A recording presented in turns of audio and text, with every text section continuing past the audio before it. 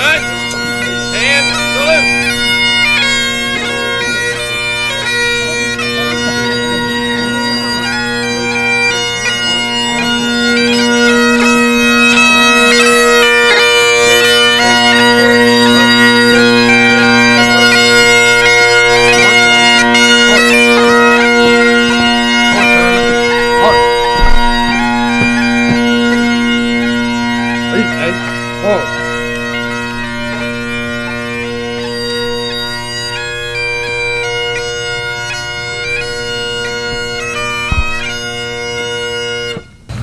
I look around me and I see a lot of history here.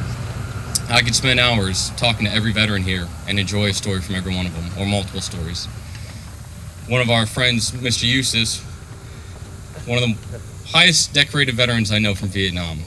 He should be up here giving this speech, but I think Mr. Jim Middlecoff put a boot in my behind to get up here, so thank you, Eustace, for all you've done. It's a multiple Valor Award veteran.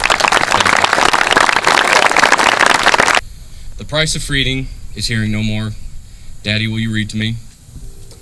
No more I miss you, my loves. No more happy birthdays. No more Merry Christmases, and no more I do's. The price of freedom is written under the very feet you walk on today. The price of freedom can be seen on the faces of all those who have loved and lost, and all who have lived to love again. It is written in the blood, sweat, and tears of a nation, and nothing can be truer today when it is said, freedom is not free. I'm bringing you to a story of one of my best friends. Now, excuse me, this is hard to talk about. On May 3rd, 2005, a young staff sergeant by the name of Matthew Bliskowski was responsible for saving the lives of myself and my squad of 9 by holding off wave after wave of Taliban fighters by implementing his outgunned machine gun squad precisely and decisively. Although this feat may not seem to be heroic in true sense of the nature, he did this only after receiving a gunshot wound through both of his legs, carrying a soldier to safety who had been shot 3 times and paralyzed.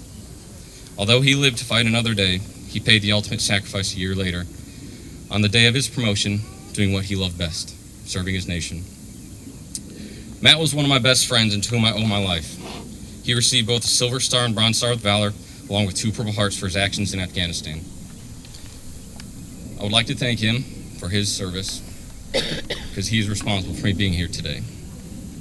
Those who have been lucky enough to have been a part of something greater than themselves sit here in every state of emotion one can associate with the cost of freedom.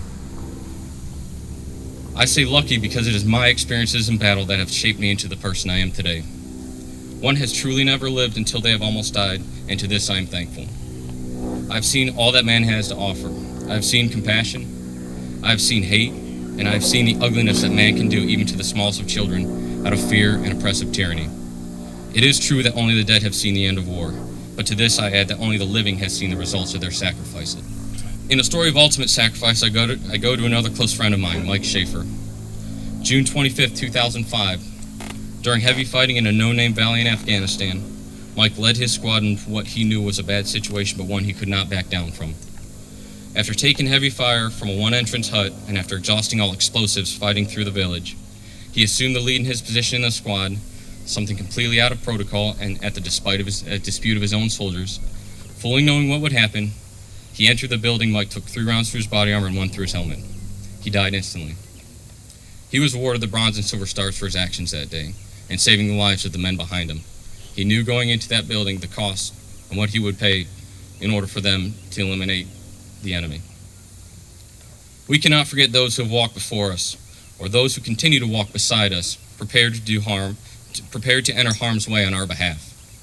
The price of freedom has never been so costly, and yet as a nation, we continue down the path set forth by those before us. Our honored dead who gave their lives to stop the advances of the Nazis, communists, and extremists of the Middle East did not die in vain and will always be remembered. As we leave this ceremony, go in peace with this.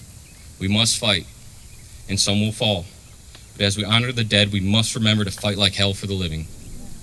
Thank you very much, and thank you for your service. Lieutenant Galvin mentioned, we do have a lot of people here. We have Eustace Elhorn, Jr. He is the president of the Corporal Larry Smedley Vietnam War Museum Anybody who has not been there should be there and go there. The vehicles here were provided by them, and a few of our people in the park here belong to the unit. Very nice place. You should all visit it. As they mentioned, he was a major in the U.S. Army, did 3 tours of Vietnam, and 3 tours in Germany. Many awards. We also have James Middlecoff, Senior Chiefs and Seniors Mate in U.S. Navy, retired. Many commendations also. Tom Love was second Lieutenant Commander, Chaplain, U.S. Navy, retired, and he has various awards also. So thank you all for coming, and please, again, thank you to the bunker for coming here, and we appreciate you.